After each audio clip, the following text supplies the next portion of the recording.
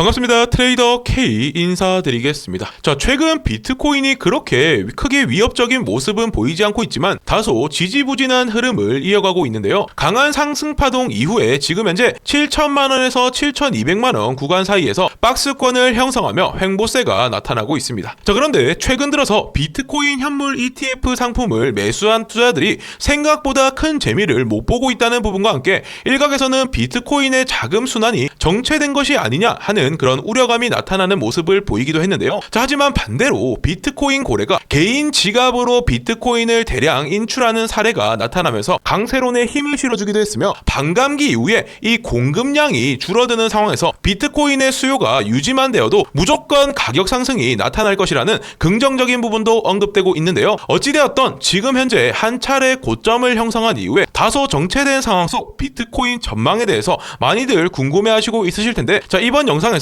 비트코인의 전망과 매매 전략에 대한 자세한 내용을 살펴보도록 하겠습니다. 자, 일단 본 영상 시청하시기 전에 구독과 좋아요, 알림 설정까지 먼저 꼭 눌러주시기 바라겠습니다. 자, 일단 최근 비트코인이 이 7천만원 이상 가격대를 꾸준히 유지해주면서 하루 1% 내외의 변동성을 나타내고 있고 상당히 정체된 모습을 보이고 있는데요. 자, 지난주까지만 해도 역사적 최고점까지 단번에 올라설 것만 같은 엄청난 강세를 보였지만 이번 주 다소 지지부진한 흐름이 나타나면서 많은 투자들이 어떤 선택을 해야 할 것인지 고민에 빠지게 만드는 그런 시점이 아닌가 싶습니다. 자, 지난 1월 전고점 돌파 이후에 가볍게 단기 매물을 소화하는 과정이 나타난 그런 상황이라고 생각이 들기도 하지만 이러한 늘어지는 조정 국면이 더 길어지진 않을까 싶은 그런 생각이 들기도 하는데요. 자, 일단 지금 당장은 방향성이 확실하게 나타나지 않은 시점이기 때문에 자, 현물 비중을 확대하시기보다는요, 수익권에 있는 종목들이 있다면 현물 비중을 조금 줄이시고 현금 비중을 조금 늘려놓는 게 좋아 보이는데요. 자, 그리고 이러한 단기적인 움직임 이외에 또 큰 틀에서 나타나고 있는 흐름들도 한번 살펴보도록 하겠습니다. 자, 일단 최근 연간 최고치를 갱신한 비트코인이 조정을 받고 있는 흐름에서 고래들은 하락에 베팅하는 것을 꺼리고 있다라는 보도가 나왔는데요. 비트파이넥스의 보고서에 따르면 올해 비트코인 숏 스퀴즈 물량이 지난해에 비해서 낮은 수준이라고 언급했고 비트코인 고래들이 더 큰 상승장을 예상하고 파생 상품을 거래하기보다는 비트코인에 직접적으로 투자하는 방향으로 매매 전략을 전환한 것으로 보인다는 건데요. 자, 이 숏스퀴즈는 자산 가격이 급등하면서 숏을 매도한 투자자들이 손실을 줄이기 위해서 매수로 전환되는 것을 말합니다. 자, 그리고 지금 현재 이 숏스퀴즈 비율이 낮아지고 있다는 고래들의 행동 변화는 비트코인에 대한 직접적인 투자를 선호하고 있다라는 것으로 볼 수 있겠고요. 비트코인의 투기적인 단기 매매를 피하고 있다라는 것으로 해석해 볼 수 있겠습니다. 결국 고래들이 지금은 무리한 변동성에 대한 선물 투자보다는 안정적인 현물 비중을 확보하는 그런 전략을 추구하고 있다고 볼 수 있겠고요. 그리고 현물 투자는 이전 영상에서 말씀드렸던 것처럼 가치 상승이 나타나는 경우에만 수익이 나타나는 구조인데 그만큼 시간이 지날수록 비트코인의 가치 상승에 더 무게를 두고 있는 그런 상황이라고 볼 수 있겠습니다. 자, 그리고 최근 비트코인의 큰 상승 모멘텀으로 설명해드렸던 이 수요와 공급 불균형도 계속해서 언급되고 있는 상황인데요. 자, 특히나 2개월 후인 이 4월 비트코인의 반감기가 본격적으로 시작되게 되면 공급은 더 줄어들기 때문에 지금 이러한 수요가 유지만 되어도 가격은 자연스럽게 올라갈 수밖에 없다라는 겁니다. 자, 쉽게 한 번 더 설명을 해드리면요. 자, 이렇게 수요와 공급의 법칙이라는 게 있는데 수요와 공급이 교차하는 이 지점에서 이 가격이라는 게 형성되게 되는데요. 지금 수요는 이렇게 유지가 되어도 공급이 이렇게 줄어들게 되면 자연스럽게